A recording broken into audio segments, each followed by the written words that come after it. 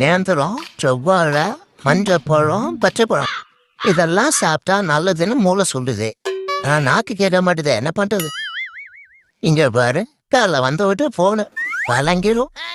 எப்படின்னு தெரிஞ்சது தானே கூட்டாளி லைட்டுன்னு வந்துருக்கலாம்.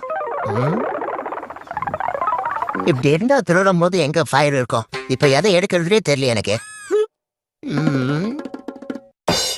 சிப்ஸ் இருக்கு. பாவம் இந்த மனுஷனுங்க நைட்டு 8 மணிக்கு மேல சிப்ஸ் பாக்கெட் வாங்கினா தப்பா பாக்குற உழுது. சரி, நமக்கு என்ன வந்தது, நம்ம எடுத்துப்போம். மாட்டிச்சே. அடே அடே அடே நாசமா போன குரங்க காலங்காத்தான் திருடுற. இது உனக்கு தப்பா தெரியலையா?